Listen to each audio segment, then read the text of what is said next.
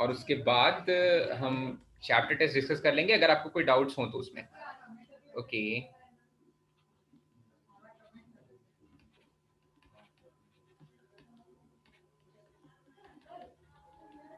Okay so we shall start with वही जो इस बार के जेईई मेंस का क्वेश्चन है। आप जल्दी से मुझे आंसर बताना। ओके ऑफ कोर्स देखा हुआ सा क्वेश्चन है, जैसे मैंने बताया एनसीईआरटी आई गेस मिसलीनियस में है ये वाला क्वेश्चन। एनसीईआरटी मिसलीनियस का ही क्वेश्चन है या एन एक्सरसाइज बिफोर मिसलीनियस। तो बताओ तो भाई क्या इक्वेशन बनेगा। The probability of a man hitting a target is 1/10, the least number of shots required so that the probability of his hitting the target at least once is greater than greater than equals to नहीं लिखा हुआ है, is greater than 1/4 लिखा हुआ है, mostly equals to भी लिख देता है। ओके सो क्या बनेगा यहां पर इक्वेशन। वानी मैडम क्या बनेगा इक्वेशन बेटा। C of x greater than equal to 1 is greater than equal to 1/4. P X greater than equals to 1 is equals to नहीं होगा, ग्रेटर देन बस बोल रहा है, तो हम लोग क्या ले लें, इज ग्रेटर देन 1/4। ठीक है बिल्कुल सही। अच्छा इसके बाद नेक्स्ट वाले स्टेप में क्या लिखें केयूरी madam. 1 minus p of x is equal to 0. p of x is equals to, इस नंबर शो दैट, हाँ p of x is equals to 0 is greater than 1/4। लेकिन p of x equals to 0 में मुझे इसका मतलब क्या है, मुझे कितने सक्सेस मिलने चाहिए भाई, एक भी सक्सेस नहीं मिलना चाहिए। ठीक है तो एक भी सक्सेस कितने में से, n सक्सेस में से एक भी सक्सेस नहीं मिलना चाहिए। so I'll say that this is 1 minus nc0। Probability of success का पावर 0 होगा या फेलियर का पावर 0 होता है भाई, सक्सेस का पावर 0 होता है। और सक्सेस की प्रोबेबिलिटी क्या है, हिटिंग द टारगेट इज 1/10। तो सक्सेस की प्रोबेबिलिटी है यहां पर 1/10 और एक भी सक्सेस ना मिले, देन फेलियर की प्रोबेबिलिटी है 9/10 और n फेलियर्स मिल जाए, this is greater than 1/4। Okay fine, अब बस थोड़ा सा और सॉल्व करना है इसको। 1 minus 9/10 raised to the power n is greater than 1/4, which implies that 1 minus 1/4 is greater than 9/10 raised to the power n। अब सोचना है आपको, यहां से दिमाग लगाना है भाई, ये है 3/4 और ये है 0.9, 0.75 और 0.9, 9/10 raise to the power n। सोचो तो n की मिनिमम कौन सी वैल्यू होगी जिसके लिए ये इनइक्वालिटी सेटिस्फाई करेगी। ऑफ कोर्स 1 नहीं है, ऑफ कोर्स 2 नहीं है, क्योंकि 0.9 का स्क्वायर क्या होता है 0.81, लेकिन 0.9 का क्यूब 0.729। तो n की मिनिमम वैल्यू क्या होगी भाई 3 हो जाएगी। ठीक है कितना आसान क्वेश्चन आया था। ठीक है तो प्रिपेयर्ड रहो भाई, इधर उधर से बहुत ज्यादा टफ क्वेश्चन मत उठा के करने लग जाना, काफी इजी लेवल के क्वेश्चंस आ रहे हैं, प्रिपेयर्ड रहो भाई ऐसे इजी इजी क्वेश्चंस के लिए। चलो चमका भाई बढ़ जाए आगे। चलो एक और क्वेश्चन, क्योंकि हम लोग बहुत हल्के में लेते हैं ये वाले चैप्टर को हम बहुत हल्के में लेते हैं, कहीं ना कहीं सेट्स को, सेट से प्रॉपर सेट से क्वेश्चन है, सेट थ्योरी का क्वेश्चन है। Let EC denote the complement of an event E, let E1 E2 and E3 be any pairwise independent events with probability of occurrence of E1 greater than 0। अच्छा भाई, and in तीनों का simultaneous occurrence की probability 0 है, then ये वाली चीज बोल रहा है what is the conditional probability of non occurrence of E2 and E3 given that E1 has already occurred. ठीक है तो क्या अप्रोच से शुरू करना चाहिए, क्या अप्रोच होगा जिससे शुरू करें भाई।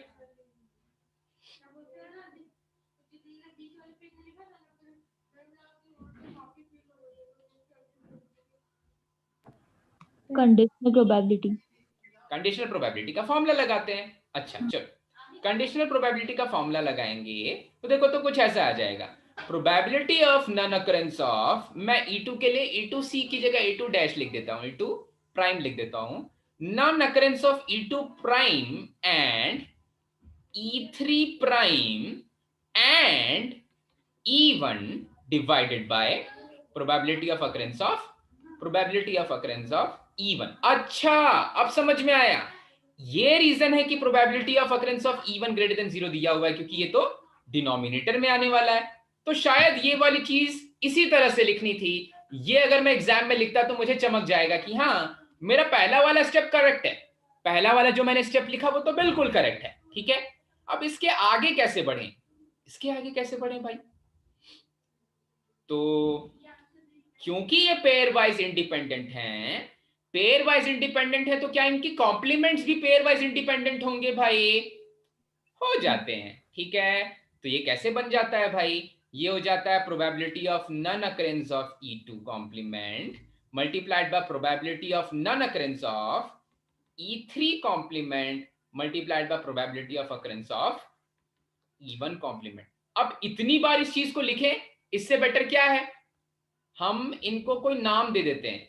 E1 को A ले लो, E2 को B ले लो, E3 को C ले लो, divided by probability of occurrence of E1। ये तो शुरू से करते हुए आए हैं ना भाई, तो इसमें तो कोई कंफ्यूजन नहीं है। इसको ऐसा लिख सकते हैं, इंडिपेंडेंट इवेंट्स हैं। हाँ, अब मैं बोल रहा हूं probability of occurrence of E1 को ले लो A, अकरेंस ऑफ E2 को ले लो B, अकरेंस ऑफ E3 को ले लो C। ठीक है, तो ये वाली चीज कहीं ना कहीं बन जाएगी 1 माइनस B, ये वाली चीज बन जाएगी 1 माइनस C, और अकरेंस ऑफ E1 है A डिवाइडेड बाय, ये ब्रेक नहीं हो रहा है क्या? 1 माइनस, ठीक है, डिवाइडेड बाय, तो कैंसिल हो जा रहा है, डिवाइडेड बाय A। अच्छा, ठीक है, ठीक है। आंसर्स हैं E2 और E3 के टर्म्स में ही आंसर्स हैं, E2 और E3 के टर्म्स में ही आंसर्स हैं। ठीक है, तो इसको कहीं ना कहीं मुझे यूज करना है, इसको यूज करने की कोशिश करते हैं कहीं पर। ठीक है, ये वाली चीज अभी तक कहीं पर यूज नहीं हुई है, इसको यूज करने की कोशिश करते हैं। तो ये इसका मतलब क्या है, ये वाली चीज यूज करने के लिए मुझे क्या लाना पड़ेगा, ABC को तीनों को साथ में लेके आना पड़ेगा भाई। चमक रहा है ना भाई, ABC साथ में आ जाएंगे तो बात बन जाएगी। A multiplied by B multiplied by C की वैल्यू है 0। ठीक है, अब इसको साथ में लाने के लिए हम क्या करते हैं, हम यहां पर A को कैंसिल नहीं कर रहा हूं मैं इसको कुछ ऐसा लिख रहा हूं देखो, ये वाला जो A है अभी इस 1 और इस 1 से मल्टीप्लाई होगा तो बन जाएगा A। पहले मैं इसको थोड़ा सा और सिंप्लीफाई करके लिखता हूं, मुझे ABC तीनों साथ में चाहिए, केवल यही टारगेट है। ओके, तो ये बन जाएगा 1 minus C minus B plus BC।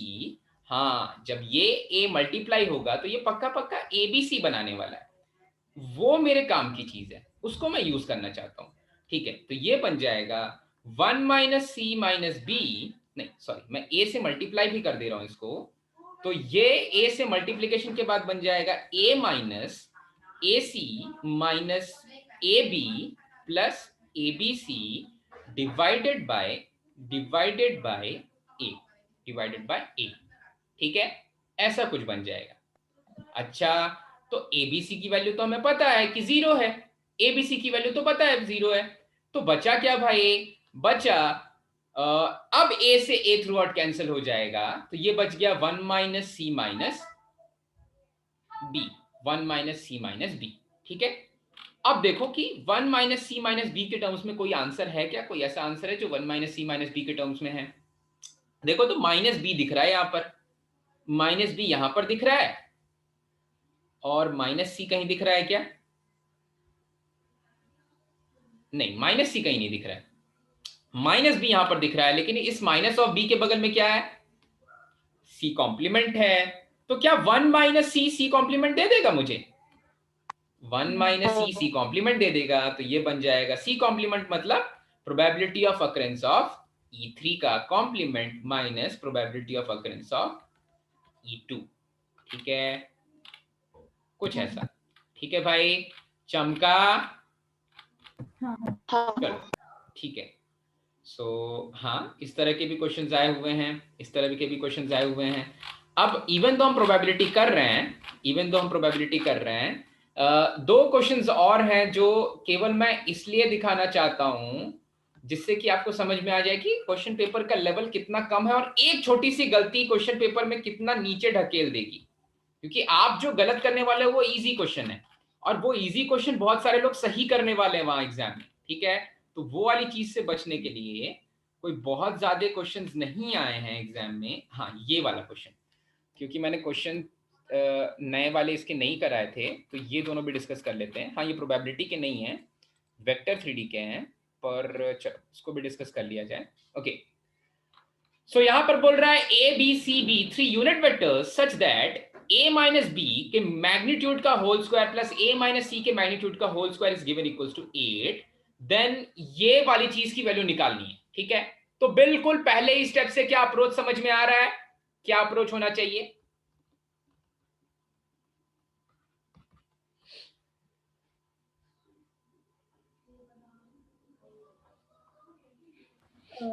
जो निकालना है उसे एक्सपेंड करेंगे। हाँ, सही पकड़ा है। कैसे पता चला केत की? ए स्क्वायर और वो टर्म सेम आएंगे। हाँ, तो देखो, तो ए स्क्वायर बी स्क्वायर मिलेगा और इधर से क्या मिलेगा भाई, A square plus C square मिलेगा minus 2 times of A vector dot C vector. इसकी वैल्यू गिवन है 8 के बराबर। अच्छा, और जो चाहिए वो क्या चाहिए? जो चाहिए वो चाहिए A square plus 4b square plus 2 A vector dot, नहीं 2 नहीं 4 A vector dot B vector plus A square plus 4c square plus 4 A vector dot C vector. अरे भैया, इसकी वैल्यू तो मुझे ऑलरेडी पता है, 10 है, ठीक है। और ये देखो, तो ये है 4 A vector dot B vector plus A vector dot C vector, और यहां से क्या मैं A vector dot B vector plus A vector dot C vector निकाल सकता हूं? बिल्कुल निकाल सकता हूं। यहां से देखो तो भाई, ये 4 से 8 कैंसिल हुआ, यहां बचा 4। इसका मतलब A vector dot B vector plus A vector dot C vector की वैल्यू आ जाएगी 4 divided by minus of 2, that is minus of 4 divided by minus of 2, that is minus of 2, ठीक है। ये हो गया ऐसा कुछ, ये हो गया 10 plus 4 multiplied by minus of 2, 2 आ जाएगा आंसर। चमका? काफी आसान क्वेश्चंस आए हैं इस साल के जेईई में 2020 में। तो फिर से, अब जिसने ये वाला क्वेश्चन डर के छोड़ दिया, फिर उसने गड़बड़ कर दी, ठीक है। चमका भाई? तो यही है भाई, अनफोर्स्ड एरर आप लोग बहुत ज्यादा कर रहे हो और ऐसे गलतियां नहीं करनी है। शायद मैंने ये वाला डिस्कस किए थे क्या कल हम, प्रोजेक्शन? हाँ, ये वाला कर लिया था। हाँ, तो बस इतने ही क्वेश्चन आए हैं। एक और क्वेश्चन है इनफाइनाइट प्रोबेबिलिटी का, वो डिस्कस कर लेते हैं। ओके ओके, सो क्वेश्चन कुछ ऐसा है, क्योंकि मुझे ऐसा लग रहा है कि ऐसा कोई क्वेश्चन आ सकता है। क्वेश्चन कुछ ऐसा है, A and B play game of tennis. A and B play a game of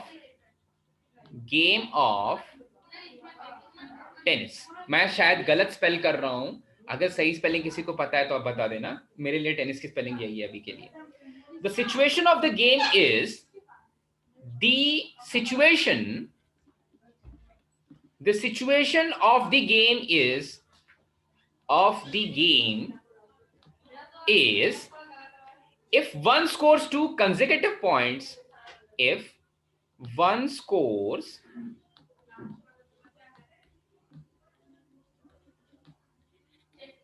consecutive points after a deuce, okay तो ड्यूस का मतलब मैं फिर से एक बार एक्सप्लेन कर देता हूं। ड्यूस का मतलब क्या होता है भाई, कि जैसे मैंने सपोज एक एग्जांपल ले लेते हैं क्रिकेट का, मैंने भी 20 रन बनाए और आपने भी 20 रन बना दिए, ठीक है। तो वो गेम ड्यूस पे, वहां पर हम उसको टाई बोलते हैं, टेनिस में उसको हम ड्यूस बोलते हैं, ठीक है। तो वी कैन से दैट कि अगर गेम ड्यूस पे है, मतलब अगर दोनों के सेम पॉइंट्स हैं, उसके बाद अगर 2 पॉइंट्स आप स्कोर करते हो तो आप गेम जीत जाते हो, ठीक है। तब आप गेम जीत जाते हो, ठीक है। if the situation of the game is if one scores 2 consecutive points after a deuce, he or she wins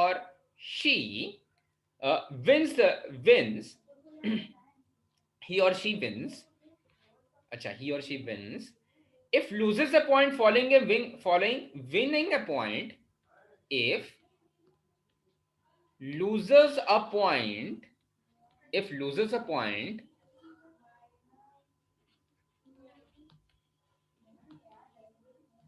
followed by winning a point,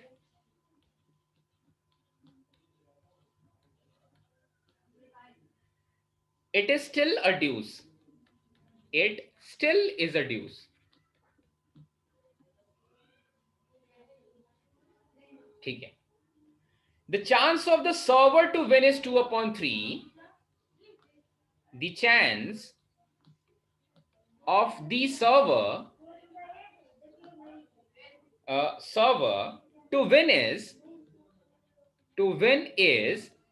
2/3. The game is at deuce. The game is at deuce. Okay. Game is at deuce and A is serving.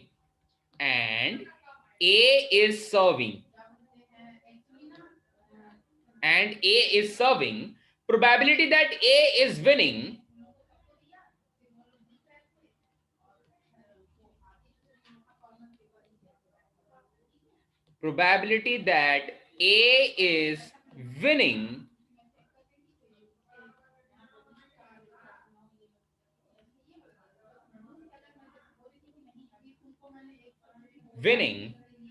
given that serves are interchanged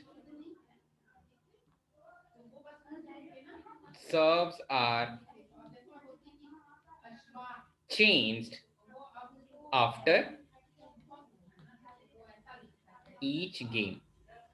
okay, जल्दी से लिख लो बेटा, फिर मैं एक बार फिर से explain करता हूं क्वेश्चन क्या है.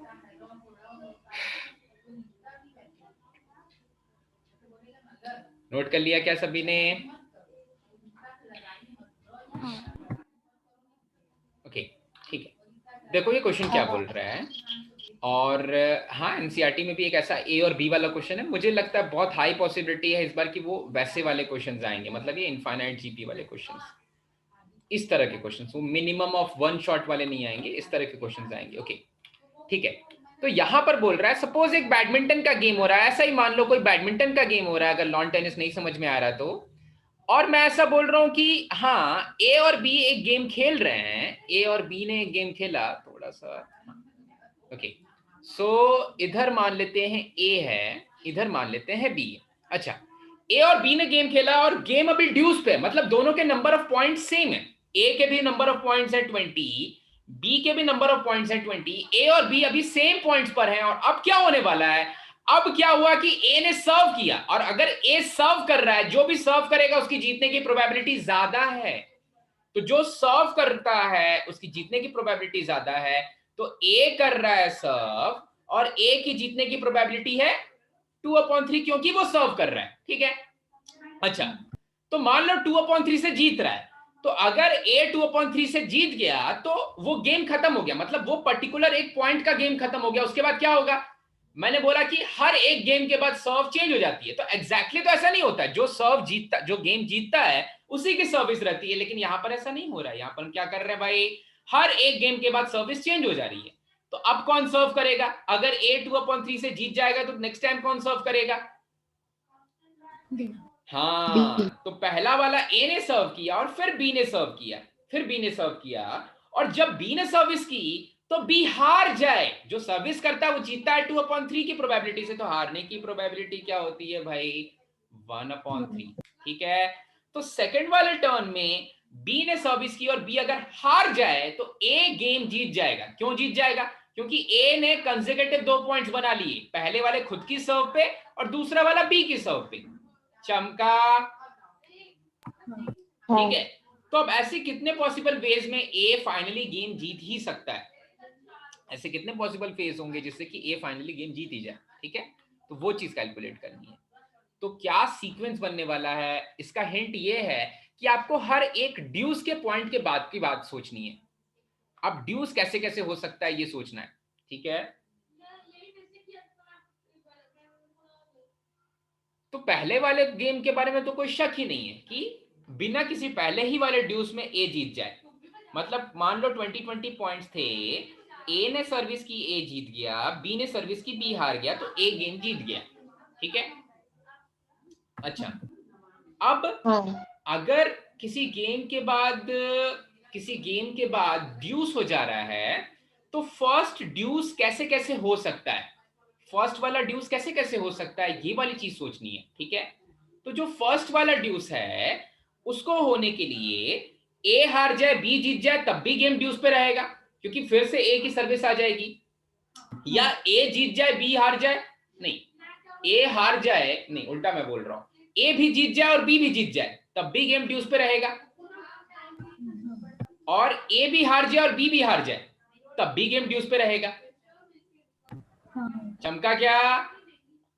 फर्स्ट वाला ड्यूस मतलब फिर से ए की सर्विस आ जाए और फिर से ए 2/3 से जीत जाए। देखो मैं बोल रहा हूं कि यहां पर तो गेम ड्यूस पे था, मतलब पहले दोनों के पॉइंट्स थे 20-20, ठीक है। अब मैं बोल रहा हूं कि जो नेक्स्ट ड्यूस आ रहा है वो कब आ रहा है, तो नेक्स्ट ड्यूस, नेक्स्ट दोनों के सेम पॉइंट्स हो जाएंगे तभी तो आएगा ड्यूस। अगर पॉइंट्स का डिफरेंस 2 का हो जाएगा तो जिसने सर्विस की वो जीत जा रहा है भाई। मतलब देखो अभी मैं एग्जांपल देता हूं, 21 पॉइंट्स पर दोनों के अगर पॉइंट्स बराबर होंगे तो फिर से ड्यूस आने वाला है। हाँ तो देखो ए ने सर्विस की और ए हार गया, 1/3 से हारा, क्योंकि गेम तो चेंज हो रहा है। ए हार गया, ए ने सर्विस की, 1/3 से हारा, बी की सर्विस आ गई। जब बी की सर्विस आ गई तो बी क्या करे, बी भी हार जाए, बी भी हार जाए। तो जब ए हारा तो बी का कितना पॉइंट हो गया, 21। जब बी हारा तो ए का कितना पॉइंट हो गया, 21। तो दोनों के 21 पॉइंट्स हो गए, ठीक है। तो फिर से ड्यूस आ गया। पर क्या यही एक पॉसिबिलिटी है पहले वाले ड्यूस आने की? नहीं है। एक और पॉसिबिलिटी है कि ए भी जीत जाए, ए के भी 21 पॉइंट्स हो जाएं, बी की सर्विस जाए, बी भी जीत जाए, बी के भी 21 पॉइंट्स हो जाए। चमका? चलो तो इस वाले केस में भी 21 पॉइंट्स हो जाएंगे, और अब फिर से फर्स्ट ड्यूस के बाद मतलब 21 पॉइंट्स पर अब ए जीत जाए, तो अब ए सर्विस करे, ए जीत जाए और बी हार जाए, ठीक है। अच्छा अच्छा, तो 22 पॉइंट्स वाला ड्यूस कैसे आएगा? सर वो कैसे लिखा, ब्रैकेट के बाजू वाला? ब्रैकेट के बाजू में ए जीत जाए बी हार जाए। सर वो वापस क्यों लिखा? क्योंकि मैडम 20-20 पॉइंट्स पर गेम खेलना पड़ेगा किसी को जिताने के लिए, 21 पॉइंट्स होंगे तब भी गेम खेलना पड़ेगा। तो ये मैं गेम खेल रहा हूं, जब ड्यूस हो जा रहा है उसके बाद गेम खेल रहा हूं, ए को जिताना है, तो ए का पॉइंट्स 2 का डिफरेंस होना चाहिए। बैडमिंटन खेलते हो ना, बैडमिंटन में 2-2 का डिफरेंस होना चाहिए, ठीक है। तो बिल्कुल वैसी चीज है। 22, कभी आप बैडमिंटन का स्कोर देखोगे तो 22-20, 24-22 ऐसा वाला स्कोर देखोगे, 23-21, 20 के बाद वाला जो स्कोर देखोगे, तो ड्यूस के बाद वाले स्कोर्स की बात कर रहे हैं, वो एडवांटेज और ड्यूस वो वाली चीज की बात हो रही है। तो 20 पर एक ड्यूस हो सकता है, 20 पर ड्यूस ऐसे ही होगा। 20 पर ड्यूस है, मान लेते हैं, मैं एग्जांपल दे रहा हूं, 20 पर ड्यूस है और उसके बाद ए ने सर्व की, ए जीत गया, ए के 21 पॉइंट्स, बी हार गया, ए के 22 पॉइंट्स, जीत गया ए। हाँ। फिर क्या मैंने बोला कि अब ये वाला कंडीशन क्या बता रहा है, फिर से ये तो ए को जिता रहा हूं मैं यहां पर, लेकिन कब मैं ए को जिता रहा हूं भाई, पहले मुझे ड्यूस करना है, पहले 21 पॉइंट्स बनाने हैं, ठीक है। तो ए हारा और बी भी हार गया, दोनों के 21 पॉइंट्स, ए जीता और बी भी जीत गया, दोनों के 21 पॉइंट्स। फिर 21 पॉइंट्स पे जब ड्यूस हुआ उसके बाद ए जीता और बी हारा, तो ए जीत जाएगा क्योंकि उसमें 2 पॉइंट्स का डिफरेंस आ गया, ठीक हाँ है। सर। अब नेक्स्ट वाला ड्यूस जब आएगा तो क्या हो रहा होगा, नेक्स्ट वाला ड्यूस आएगा तो क्या हो रहा होगा, यही वाली चीज रिपीट हो रही होगी। यही वाला जो चीज है, ये जो ड्यूस बनाने का, ड्यूस जैसे मैंने बनाया, नेक्स्ट वाले ड्यूस में फिर से ये चीज रिपीट हो जाएगा। एक ड्यूस हुआ, फिर नेक्स्ट वाले ड्यूस में भी ऐसा ही होगा, फिर से ए हारे बी जीते, सॉरी ए हारे बी हारे, या ए जीते बी जीते, फिर से एक बार ड्यूस हो जाएगा, ठीक है। तो नेक्स्ट वाले में क्या होगा, इसी चीज का स्क्वायर। स्क्वायर हो जाएगा, मतलब कुछ ऐसा हो जाएगा 1/3 multiplied by 1/3 plus 2/3 multiplied by 2/3 का होल स्क्वायर, और फिर ए जीत जाए बी हार जाए, 2 पॉइंट्स का डिफरेंस हो गया। लेकिन ये वाला जब ड्यूस हुआ होगा तो कितना पॉइंट्स हुआ होगा? 22 पॉइंट्स। ठीक है, चलो ये वाले में 22, दोनों के 22 पॉइंट्स रहे होंगे, और फिर ए 24 बना के जीत जाएगा, तो यहाँ पर 22 पॉइंट्स हो गए, 22 पॉइंट्स हो गए दोनों के, और फिर ए 24 पॉइंट्स बना के जीत जाएगा। तो अब आपको केवल इसी चीज का आपको सम निकालना है। तो इसका सम बताओ तो बेटा क्या हो जाएगा, इसका सम क्या हो जाएगा? ए अपॉन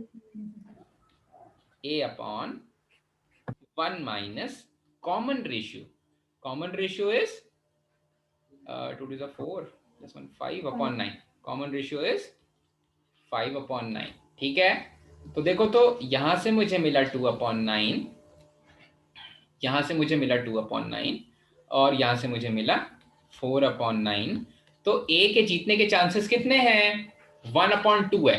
ठीक है, तो आपको ये गेम फेयर लगा कि नहीं लगा? कितना फेयर गेम है कि इवन दो ए पहले सर्विस कर रहा है और पहले सर्विस करने वाले के जीतने के चांसेस 2/3 होने चाहिए, फिर भी ओवरऑल एडवांटेज ए को नहीं जा रहा है, क्योंकि ओवरऑल गेम खत्म होने पर ए के जीतने की प्रोबेबिलिटी में कोई फर्क नहीं पड़ रहा, दोनों की हाफ हाफ ही प्रोबेबिलिटी है। चमका क्या? ठीक है, चलो समझ में आया सभी को? हाँ सर उसका होल स्क्वायर, क्या चीज? सर वो ब्रैकेट थिंग का होल स्क्वायर क्यों हुआ? वो बेटा एक ड्यूस के बाद ना, 1/3। हाँ मैं ऐसा बोल रहा हूं कि 22 पॉइंट्स के बाद हो सकता है, ऐसा हो सकता है कि ए पहली बार में ही जीत जाए। फिर मैं ऐसा बोल रहा हूं कि नहीं, पहली बार में ड्यूस हो जाए। ड्यूस कैसे हो सकता है? ए हारे बी हारे, ए जीते बी जीते, तब ड्यूस हो सकता है।